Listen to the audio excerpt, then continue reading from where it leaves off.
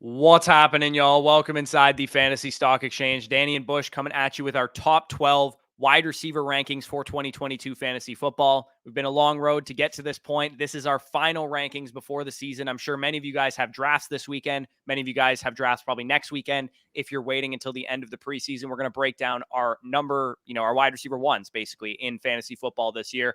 Big reminder, too, in the pinned comment down below, this is the last day to enter the Underdog Fantasy giveaway for $50 insight credit. We're giving away one of 5 to those of you guys that sign up with our code from August 20th to 27th. This will be dropping on the 27th, so you have until the end of the day today to get part of that contest. Link is in the pinned comment down below if you guys want to sign up over there. Get some practice for your home league. Get your shot of $10 million in total prizes in Best Ball Mania 3, $2 million to first place with just a $25 entry. And again, use promo code FSE at sign up and first deposit. But all that mumbo jumbo aside, Danny, how you doing?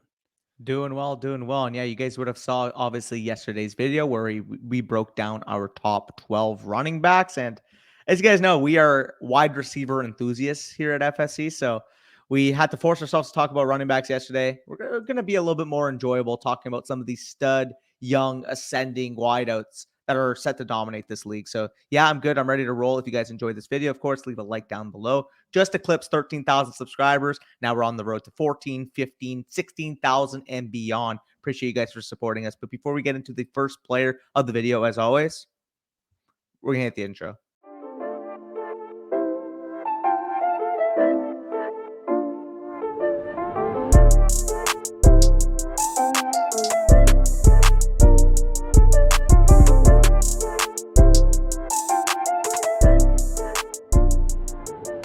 All right, so it should go without saying that all these players are talented. So rather than kind of go into some huge diatribe about why these players are really good wide receivers, because typically at the wide receiver position, all you really need to be is a talented wide receiver to command targets. Situation is, for the most part, overrated. We went to a lot of situational stuff in yesterday's video with the running backs because it does matter a lot more for those positions. But I think the biggest benefit that we can give you guys is talking about these guys relative to, tier breaks and where they fit in bucketed wise and where we're drafting them as far as overall rankings go. So let's talk about the first guy. Our wide receiver one consensus is Justin Jefferson.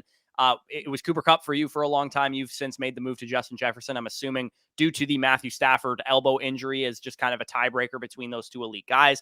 We know what Justin Jefferson is. He had 170 targets as a second-year wide receiver last year, 90th plus percentile numbers across the board in reception perception. He stands to benefit the most of the Kevin O'Connell addition to this offense where they could be more up-tempo, they could pass the ball more. So that is basically the bull case for him.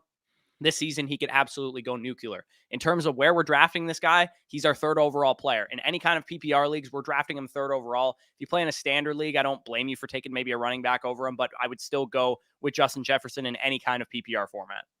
Stylistically, for Justin Jefferson, it's pretty simple. You remember when Odell was going into his third season and he was dominant in those first two and he was a clear-cut ascending talent? Yeah, that's what I expect Justin Jefferson to be. Only now we're getting the guidance of Kevin O'Connell, the same system, of course, with the Rams last year that led to Cooper Kupp's success. And you mentioned, as a second-year player, commanded 170 targets. Maybe this sounds like a bold prediction. Maybe this sounds a little bit bullish, but I wouldn't be shocked if this time next year, we're talking about Justin Jefferson coming off a season where he commanded 190, 195, maybe even 200 targets en route to not only the wide receiver one overall season, but potentially a dominant one. I can see 1,900 yards, 13 to 15 touchdowns in this guy's range of outcomes because, quite simply, he's that level of a talent. So with Justin Jefferson, you want to take this guy in the top 4 of your drafts, I have no problem. If you're scared off by, CMC, or you think, Jonathan Taylor may not have the ceiling you want at running back, I'm fine even if you want to take Justin Jefferson first overall. I think he's got that level of dominance in his range of outcomes. Perfectly fine with Justin Jefferson. My guy, the guy that I had number one for the longest time, obviously the role that we want for Justin Jefferson is going to be the role that Cooper Kupp occupied this past year for the Los Angeles Rams. Currently going off the board as the 104 wide receiver 2. Finally made that switch between him and Justin Jefferson over on Underdog Fantasy. And it's pretty simple. I don't need to spend much time on Kupp. An elite 31.7% target share in 2021. And of course, attached to the right arm of Matthew Stafford in this offense. He could regress a bit from that 1,900 yard, 16 touchdown performance from last year, but the elite ceiling is still so clearly evident with Cooper Kupp, a 30+% best ball win rate this past season. And I mean, the peripherals are simple. He's a dominant number one weapon with arguably the best rapport between him and Matthew Stafford compared to any other wide receiver quarterback duo in the entire league. The only concern there, and you kind of mentioned it with the Justin Jefferson case, as to why I moved him down, is the health of Matthew Stafford's elbow. Him and Justin Jefferson are so close prior to that issue. But now that we have that health issue with Matthew Stafford, we don't know, okay, maybe it doesn't affect him first 4 weeks, but maybe down the season as a 34, 35-year-old quarterback, that elbow does deteriorate given the style of player, given the style of passing that we should see from Matthew Stafford this year. Just a little bit of concern, enough to move Justin Jefferson over him in my rankings. Yeah, and again, where we're taking this guy, top 5 in any kind of PPR league, 4th overall. We're definitely taking him there and not thinking twice about it. We personally would take both of these top 2 wide receivers, head and shoulders above Austin Eckler, Derrick Henry, any running back that you want to put in this area of the draft. If you're in a standard league, again, maybe you lean towards like a Derrick Henry who's going to get a ton of carries, but I am personally going to stick with these wide receivers. A guy that we've had to kind of defend our stance on as our 5th overall player, and Jamar Chase, our wide receiver 3. I didn't think we would have to defend our stance on him. I think a lot of people should know why Jamar Chase is going as high as he's going and he's ranked as high as he is for us. It is a projection because he only had 128 targets last year. He's thrived off of big plays. People throw around the word regression all the time, but we can expect a big target increase just by simple common sense for starters, because don't you think the Bengals want Jamar Chase to get the ball more than 128 times this year? I definitely think that they're going to game plan for that. They're going to draw up plays for him. He's a big play threat. He's a red zone threat. He has, ceiling performances like 55 points or whatever that he put up in week 16 against the Chiefs, attached to Joe Burrow, attached to the Bengals offense, an offense that veered a lot more pass heavy from week 13 on. They were the 6th ranked offense in neutral pass rate. So with Jamar Chase, it is more of a projection than it is for Cooper Kupp and for Justin Jefferson, because we've already seen it from a target share perspective, but we've already seen it from a fantasy points perspective out of Jamar Chase. He was a top 5 wide receiver as a 21-year-old rookie coming off a season in which he did not play football his final season of college. So for me, I have no problem ranking him this high. I have no problem, once these top 4 players are off the board, taking Jamar Chase as the clear 105 in my drafts.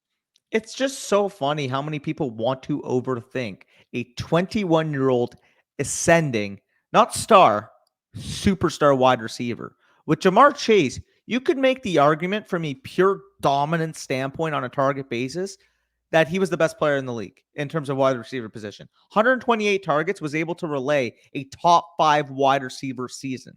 Now let's just think about that. We saw that connection he has with Joe Burrow. I mentioned Cooper Kupp and Matthew Stafford have the strongest rapport of any duo in the league.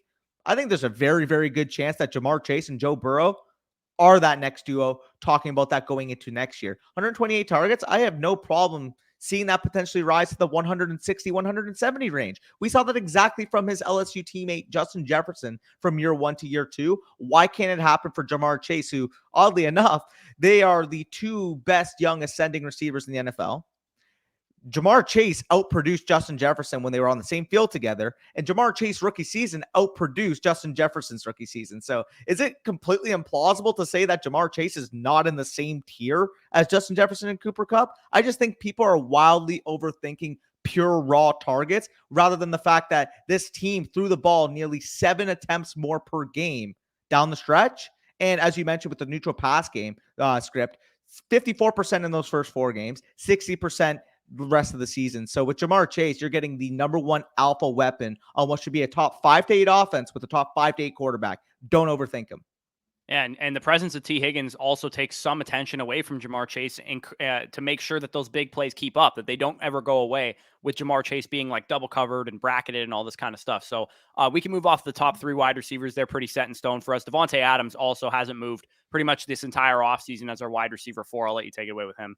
Yeah, and another case of people just overthinking him. Like, this guy has legitimately averaged over 20 PPR points per game in 3 of his last 4 years. And not only is one of the best receivers in the NFL, he is the premier separator in the NFL.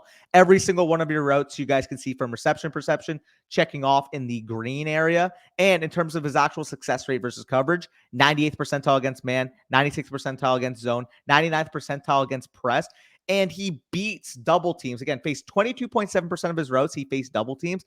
Beat double teams at an over 80% clip. You cannot double this guy. You cannot bracket this guy. You cannot erase him out of game plans. If Davante Adams is on the field, Davante Adams is commanding targets. And yes, losing A-Rod hurts to a degree. I understand that. but it hurts in the sense that we're talking about this guy in the mid to late first rather than potentially being in that 101 overall conversation. Because I genuinely believe if he's on Green Bay this year, you can make a plausible case to take this guy 101 in your drafts. Ignoring an elite player that commands this elite target share on what should be an elite high octane passing or Raiders passing offense this upcoming year, in my opinion, is just a fool's errand.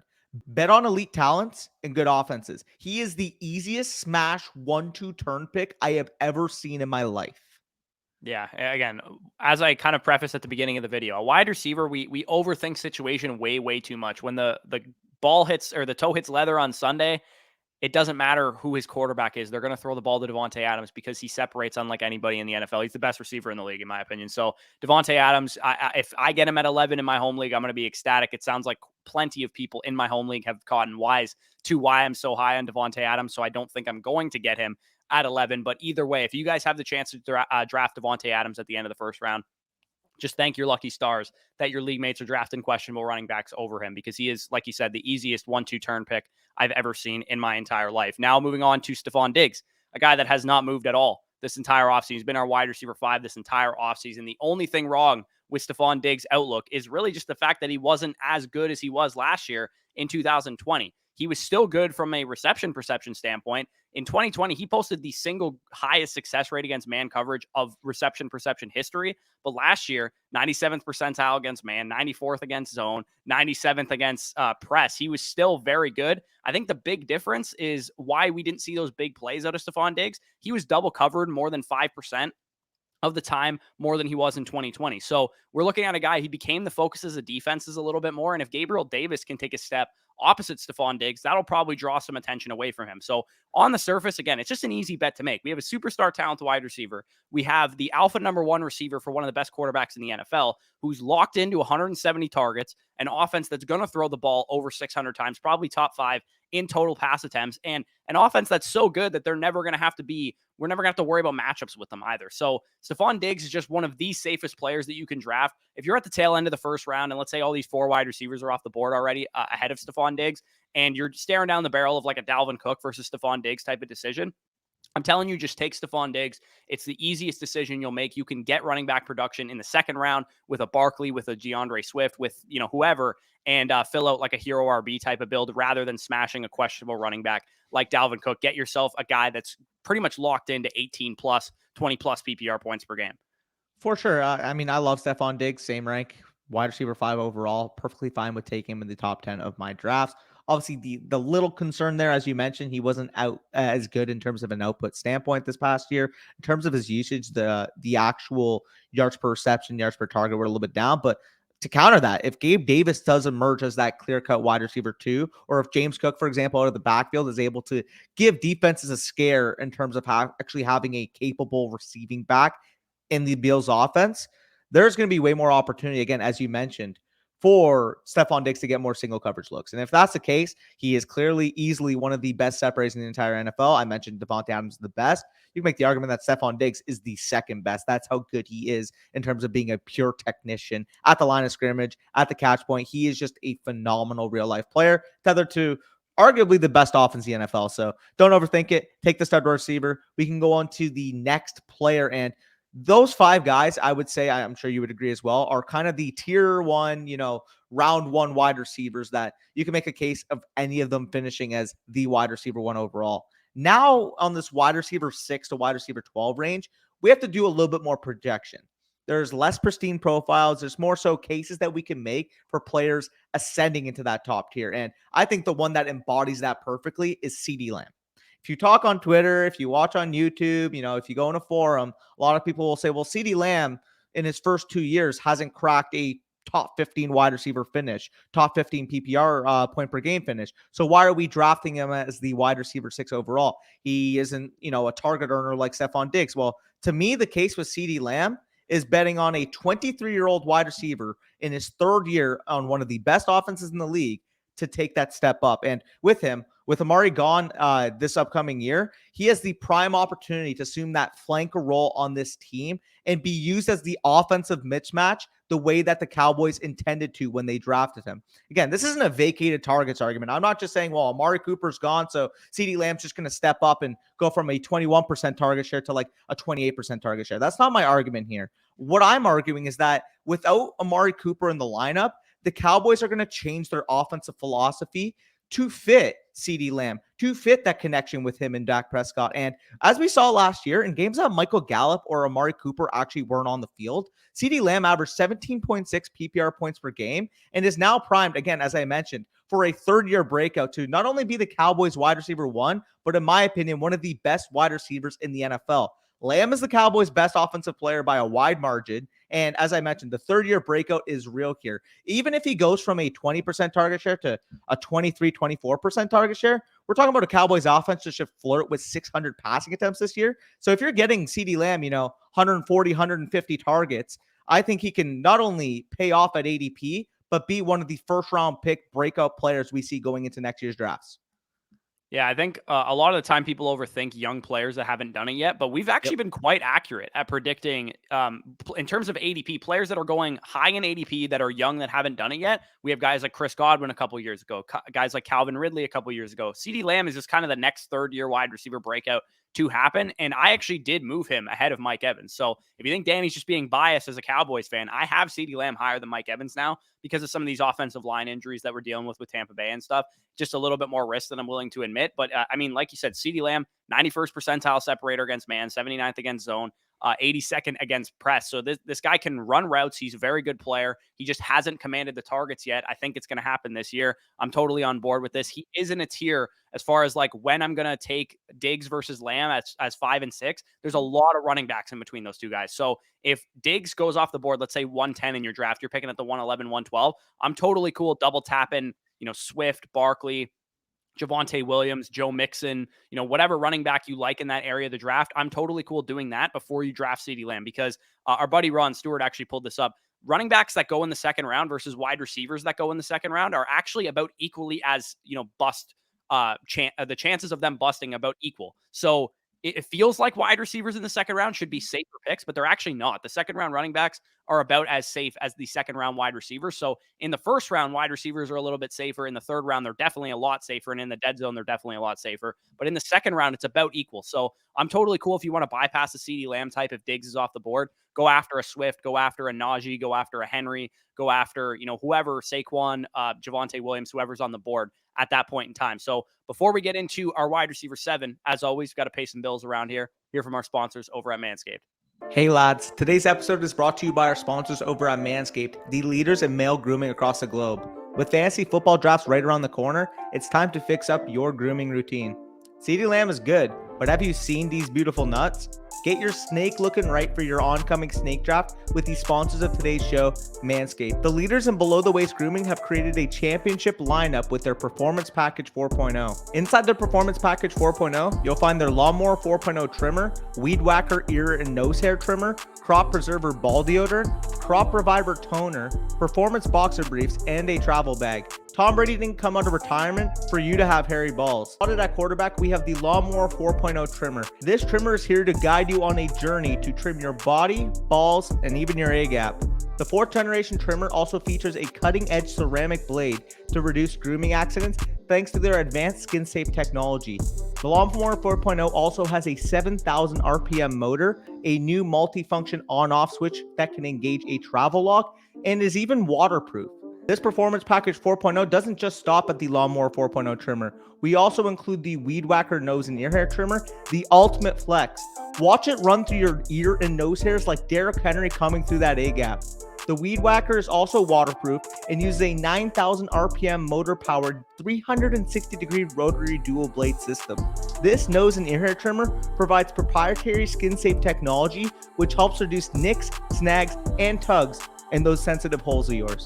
Don't forget to use the Crop Preserver ball deodorant and their Crop Reviver ball toner to help your little bench warmers be on their A game while feeling the sun's heat. Manscaped even threw in 2 free gifts in their Performance Package 4.0, the Manscaped Boxers and the Shed Travel Bag. Who's the commissioner now? This summer, it's time to join 6 million men worldwide who trust Manscaped, the leaders in below-the-waist grooming, with our exclusive offer. Go to manscaped.com and use promo code BUSH for 20% off plus free shipping. Again, 20% off plus free shipping with the code BUSH at manscaped.com. Manscaped gives your manhood the proper treatment it deserves. We appreciate the support for the Fantasy Stock Exchange by our friends over at Manscaped and thank them for sponsoring today's video. And speaking of that video, let's get right back to it. All right, big shout out to Manscaped. As always, 20% off using the promo code BUSH. Mike Evans is the next guy that we have on this list. We go from Danny's favorite team to my favorite team. He's been a wide receiver one the last 2 years in half PPR points per game on barely 100 targets because he's been able to score 27 touchdowns. And target share, just like CeeDee Lamb, is kind of the knock that people have against Mike Evans, but it's a similar argument, right? With Antonio Brown gone, with Rob Gronkowski gone, Chris Godwin's coming back from an ACL tear. Russell Gage and Julio Jones at 33 years old aren't going to be really holding him back. He has the most rapport with Tom Brady in this offense, similar to Stefon Diggs. I think he's just such an easy projection. He might not have, wide receiver one overall in his range of outcomes like Stefon Diggs does, but it's an elite offense. It's a great talent. He's a premier red zone option for Tom Brady, a quarterback that can throw 45, 50 touchdowns this year. He has 27 touchdowns over the last 2 seasons, and we know he has those week-winning big play upside, type of long plays down the field. And he's starting to slide into like round 3 because of, the offensive line injuries. But I assure you that Mike Evans will be just fine. He's 8 straight 1,000-yard season is the most common narrative in fantasy football. He's one of those guys that I think is just locked in, guaranteed to be a top 10 wide receiver this year. Could he be wide receiver 10? Sure. Could he be wide receiver 2? Probably not. I think he's probably one of those guys that if you're not trying to lose your fantasy league in the first round, Mike Evans is definitely the type of dude that you can grab. It's just so funny to me because obviously the main detractor with Evans the past couple of years as well, he's only commanded, a 17, 18% target share. Yeah, I mean, that doesn't matter as much when your team is throwing the ball 700 times in a year and is in the red zone as frequently as the Tampa Bay Buccaneers are. Mike Evans on 110, 120 targets is as valuable, if not more valuable, than 150 target receivers on some teams. Like, are you telling me right now that 110 targets from Tom Brady on the Tampa Bay Buccaneers is not more valuable than 160 targets for the Chicago Bears like Darnell Mooney? Because I'll tell you right now, Mike Evans is the clear-cut favorite to lead the league in touchdowns this year. I think the only real, combatant maybe to that title would maybe be Davante Adams. But Davante Adams and Mike Evans, like if I had to place a bet right now who the top 2 scorers in the league in terms of touchdowns are going to be, it's going to be Evans and Adams. Don't overthink Mike Evans. I think he's a clear-cut mid-second round caliber player. And whether you want to start him as your wide receiver 2 in a 0 RB build or potentially pair him up with an Austin Eckler type, maybe if he falls, you get him to pair with Christian McCaffrey, which I've seen quite often sometimes in some of my underdog teams. Absolutely love Mike Evans. You want exposure to a great offense, Mike Evans has you covered here. But either way, off of Mike Evans, we're going to transition to Deebo Samuel, wide receiver from the San Francisco 49ers. And clear cut, if you guys played fantasy football this past year, you know how good Deebo Samuel was. And, you'll see some arguments every now and then about how he's a product of Kyle Shanahan's scheme, or he's a gadget receiver and he can't suffice as a true alpha number 1. Well, I just think that's a lot of gauze because quite simply, all of the efficiency metrics point to the fact that he is a phenomenal football player. You guys can see wide receiver, tight end, pass target efficiency this past year. He actually led in terms of yards after catch per reception and yards per route run, 2.93, 10.8 in those respective metrics. So with Deebo Samuel, he is a player that when he was at wide receiver to start the year, those first 8 games, was commanding over a 30% target share and has shown that while we want him to be the wide receiver, if he's put into a running back pseudo type of role, he is still easily one of the best, most efficient runners of the ball in the NFL. So fading him as far as, he's not a second round pick. I wouldn't take him on the 2-3 turn. I think it's just a lot of oversight in terms of how talented of a player Deebo Samuel is. Is there going to be some transition going from Jimmy Garoppolo to Trey Lance in terms of what the 49ers want to do schematically? Sure. Trey Lance is probably going to throw the ball deeper. Brandon Ayuk's probably going to have more of a role, but I do think the offense starts and ends with the impact of Deebo Samuel. So if I'm getting a discount on a guy who is a top 3 wide receiver as the wide receiver 7, 8, 9 overall, I'm taking it every day of the week. Yeah, and I think you've been a little bit more bullish on Deebo than I have. I do have some concerns that, like, we know his efficiency level was just Yep. otherworldly. If that does regress a little bit down to like still one of the most efficient receivers in the league, that is going to hurt his bottom line. I mean, the guy was like one of the best running backs in the NFL on top of being the most efficient receiver in the NFL. So, I mean, that's tough to replicate. The Trey Lance thing is definitely real. He might, favor a guy like Brandon Ayuk in the passing game. Not that I'm fading Deebo Samuel for that reason. I just find myself often grabbing, because Mike Evans usually slides where Deebo Samuel goes. I would just rather have Mike Evans. And also, you got Javonte Williams types and Leonard Fournette types, Saquon Barkley types at running back that go in a similar area of the draft. I just don't find myself drafting Deebo Samuel as much. It's not that I don't like him. I just have him, 2 or 3 spots lower than where he goes. And as a result, I very rarely get him. So Deebo, of these top 12 wide receivers, I would say is the one that I think is the riskiest, just because his profile is very unique, right? Like, he's not a 170 target,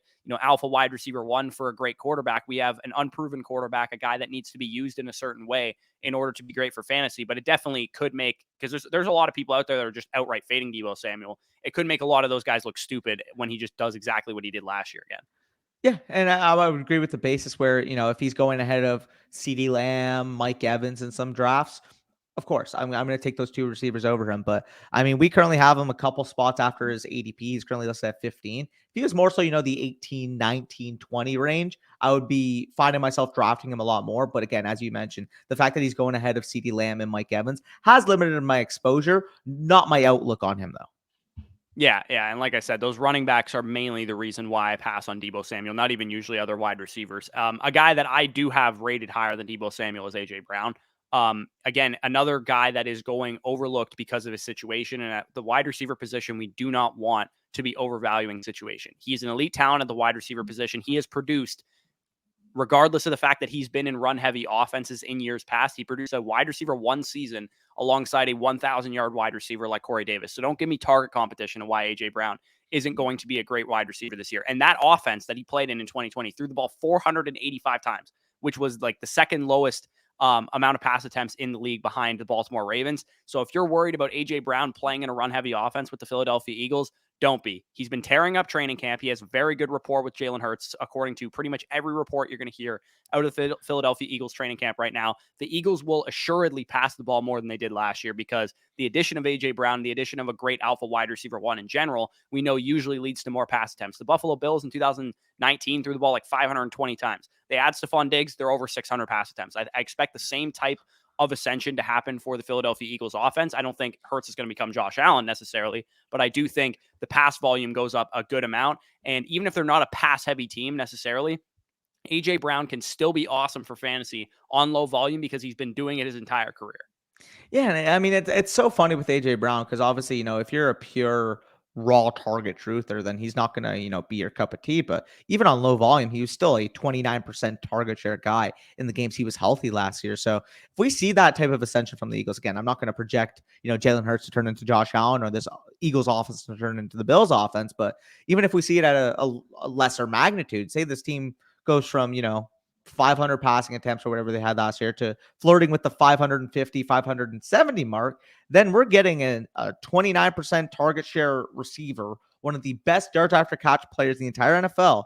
And as we've cited multiple times on this channel, I mean, over a 2 yards per route run when healthy. I mean, he is just clear cut one of the top 5 to 10 talents at the position period in the NFL. So landing him on Jalen Hurts on what should be an ascending offense, on a player already that commands targets despite low volume in the past, and we're double counting that as a negative against him. I just think it's kind of a fugaz. I'm perfectly fine with taking this guy in the second, third type of turn area. And if people want to fade him to, the mid to late third because they're scared about the Eagles, they're scared about Jalen Hurts, I'm just going to scoop that value. Yeah, exactly. You're able to get this guy as like your third player on your team. You can start your draft with Jonathan Taylor, Mike Evans, and AJ Brown, which is absolutely insane to me in some drafts. So AJ Brown, Deebo Samuel, they're kind of a similar archetype. They're being faded due to situation. They're being faded due to perceived low volume. But at the end of the day, they're just great players, and they're going to get the ball because they get open. They're commanding high target shares and all that kind of stuff. So Tyreek Hill, I mean, we can lump him right in with this because he's also kind of a similar archetype. Hill has basically the same concerns as both of those guys. A lot of people are concerned about Jalen Waddle, which they should be because Jalen Waddle is a great player, and the fact that Tua is not Patrick Mahomes. And Tua is nowhere even remotely in the conversation as Patrick Mahomes, and I'm not going to argue that. But Tyreek Hill no longer has wide receiver 1 overall in his range of outcomes. That's the difference between him playing with Tua and him playing with Patrick Mahomes. But the difference in why I think people are overvaluing or overrating how much Tua affects Tyreek Hill is because this offense is still going to funnel through Tyreek Hill. He's still going to have a ton of targets. Defenses are going to have a hard time trying to stop the speed, agility combination of Tyreek and Waddle on the same field. And I don't think people are taking into account that like real life football aspect of this offense. They have the 49er mind, Mike McDaniel, operating the whole thing, being the architect of this offense. And Tyreek Hill showed no signs of decline in last year's season with Kansas City.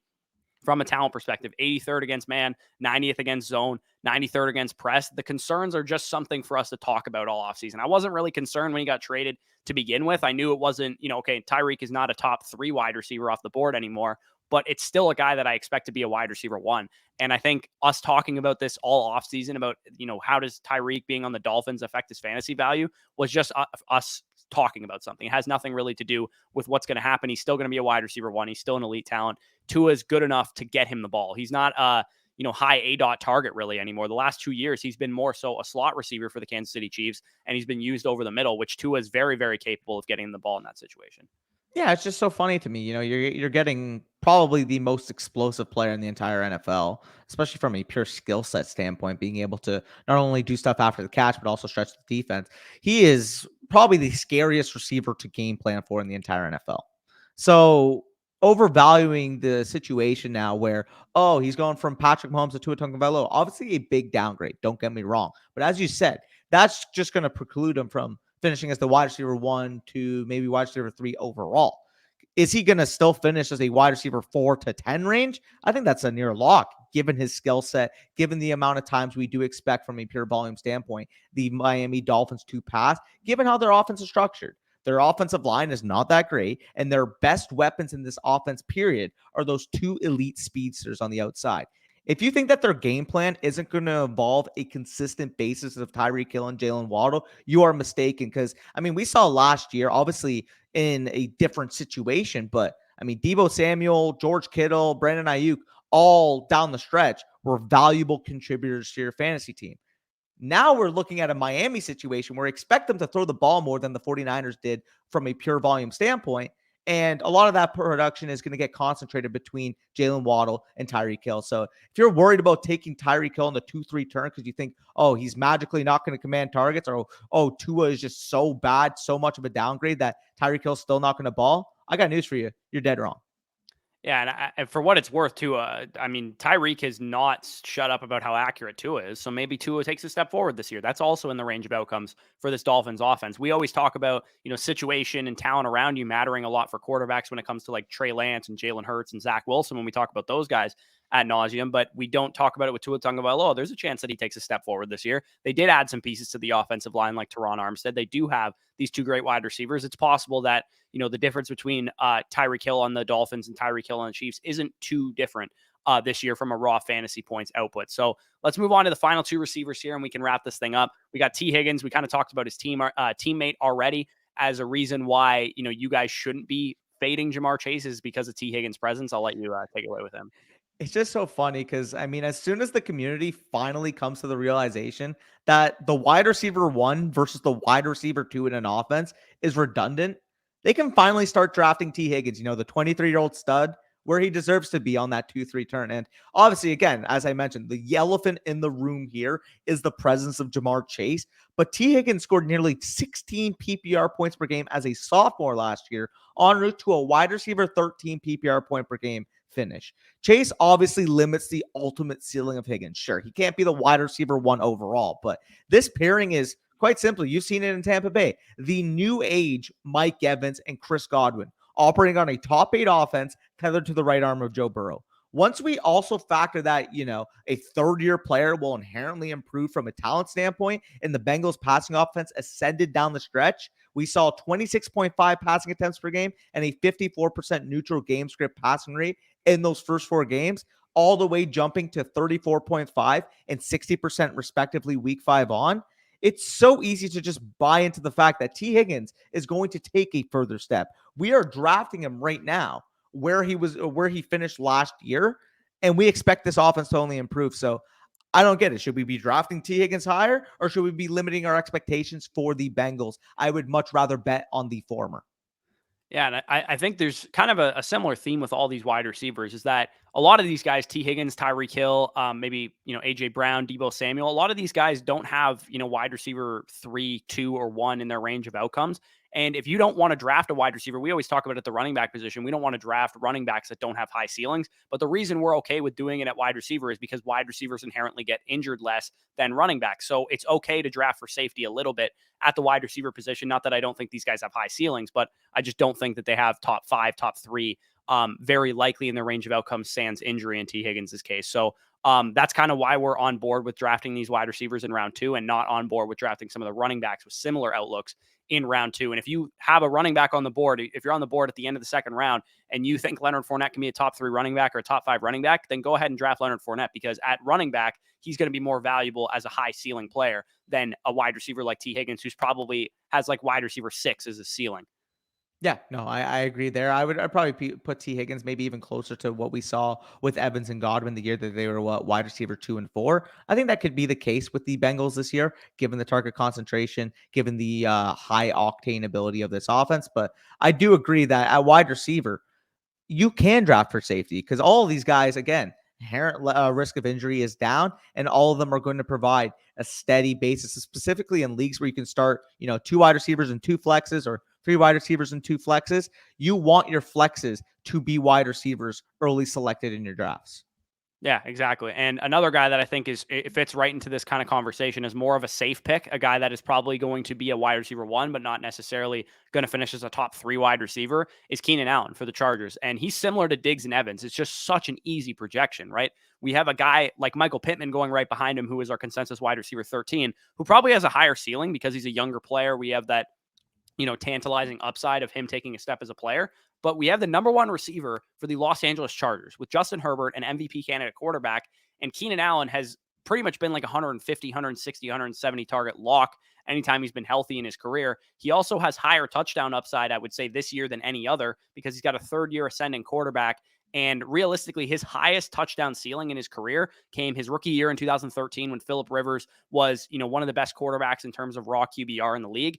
And also Justin Herbert's rookie year in 2020. He had 8 touchdowns that year and he had 6 touchdowns last year. Over a 2-year stretch of his career, the last 2 years with Justin Herbert is the most touchdowns that Keenan Allen has scored. So Justin Herbert is a big deal for this offense. It's the same argument we had for Austin Eckler in the running backs video.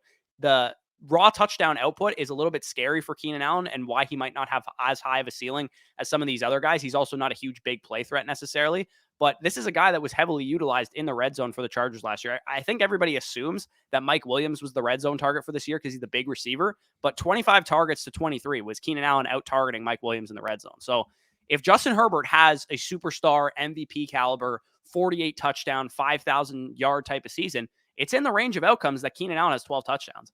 Yeah, it definitely is. I really like Keenan Allen. Obviously, you guys were seeing on the graphic that I actually do have Keenan Allen at 13. I have Michael Pittman at 12. We'll get into Michael Pittman in a second, but regardless, these guys are clearly in that same tier of, early to mid 3rd round pick in terms of our valuations, which, by the way, if you guys can get any of these guys in the 4th round of your home leagues, because obviously it's softer ADP, more heavily favored towards running backs, absolute smashes at that point. But with Keenan Allen, it's pretty simple. You mentioned all of the peripherals that you could possibly want: target share domination, offensive insulation, rapport with their quarterback.